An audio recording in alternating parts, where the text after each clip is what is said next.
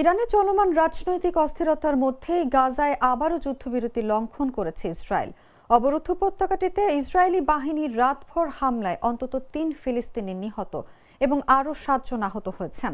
কাতার ভিত্তিক সংবাদ মাধ্যম আল জাজিরা জানিয়েছে, রোববার ভোর পর্যন্ত দক্ষিণ গাজার রাফা ও খান ইউনিস, গাজা শহরের দক্ষিণ পূর্বাঞ্চলের জেইতুন এলাকা এবং অবরুদ্ধ উপত্যকার আরও কয়েকটি পাড়া মহল্লায় হামলা চালিয়েছে ইসরায়েল।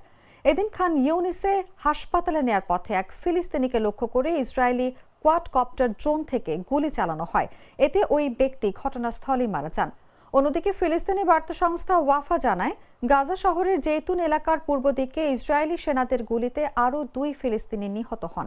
ওয়াফা আরও জানায়, গাজা শহরের তুফা ও জেইতুন এলাকার পূর্বাংশে গোলাবর্ষণ এবং সামরিক যান থেকে ব্যাপক গুলি চালানো হয়েছে। পাশাপাশি মধ্য গাজার বুরেইজ শরণার্থী শিবিরের পূর্বাঞ্চল এবং উত্তর গাজার জাবালিয়া ও বেইত লাহিয়ায় ইসরায়েলি যুদ্ধ বিমান থেকে হামলা চালানো হয়। উত্তর উপকূলীয় এলাকায় ইসরায়েলি নৌযান থেকেও গোলা বর্ষণের খবর পাওয়া গেছে। এদিকে ইরানে সরকার বিরোধী বিক্ষোভ অব্যাহত রয়েছে। যুক্তরাষ্ট্র ও ইসরায়েলের মদতে এই বিক্ষোভ সহিংসতা চালানো হচ্ছে বলে অভিযোগ করেছে তেহরান।